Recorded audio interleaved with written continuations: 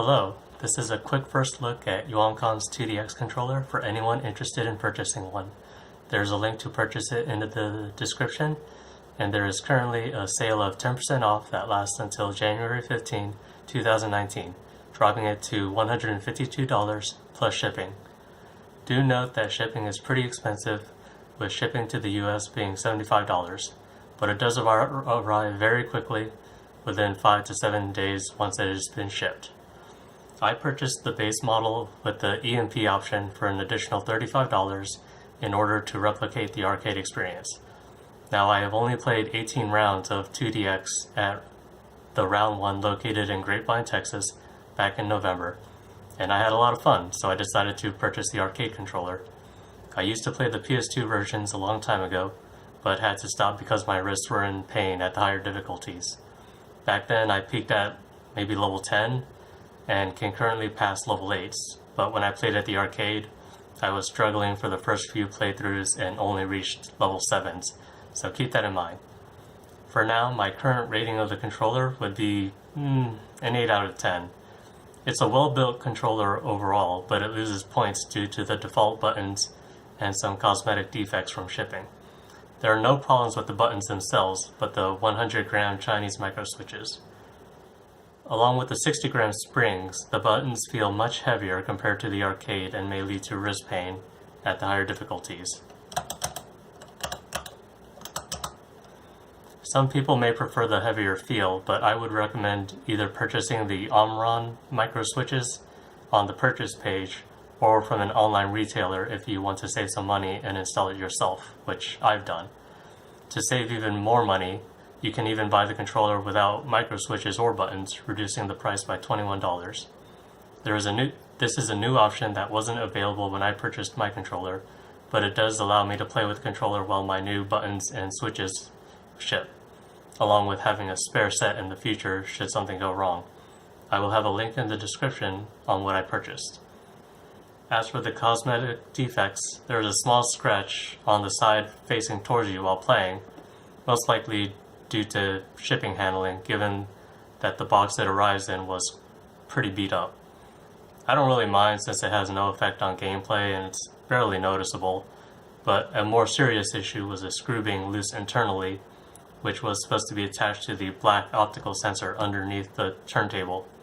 As there were only 2 screws used for the optical sensor, there could have been some significant damage from normal use if I didn't notice it rattling inside.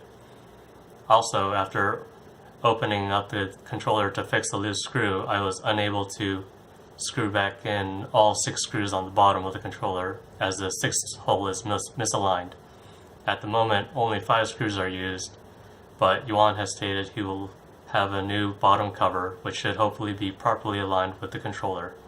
I would show you the inside and the bottom of the controller, but given how painful it was to unscrew it, please just take my word for it. With the negatives out of the way, let's discuss the positive aspects. First, this thing is well crafted and built like a tank.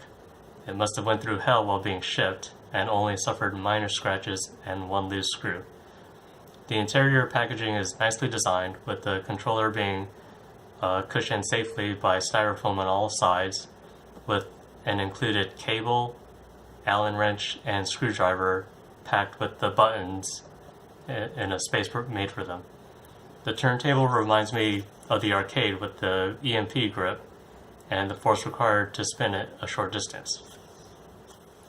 While it is apparently off by 3 millimeters in height compared to the arcade, the round 1 I visited had a thick EMP mat on top, so I'm not bothered by it, and I'm able to play much better than I did back then.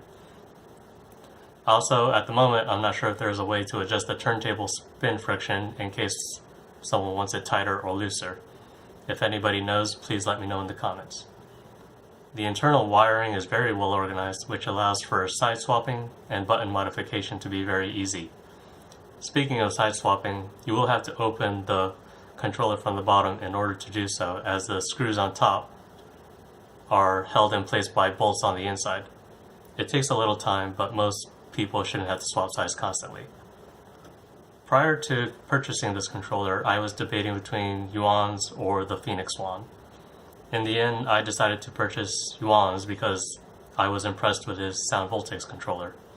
If you want a review on that, please check out Tokaku's review in the description.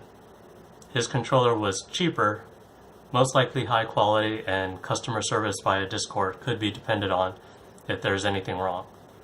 While the Phoenix One does look nice, I don't really have a need for the fancy lights or the PS2 support, but if that's your thing, check them out. I was also worried about the Phoenix One's quality and customer service, as there has been a few reports of the controller malfunctioning and customer service being slow to respond and fighting to send out replacement parts. With Yuan's simpler design, I figured there would be less issues, and it does look quite nice with my Sound Voltex controller.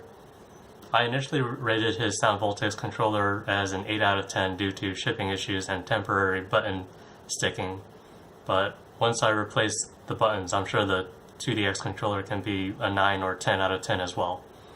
I hope you enjoyed this first look. I'll most likely give an update with the new buttons in the description instead of doing another video. Take care!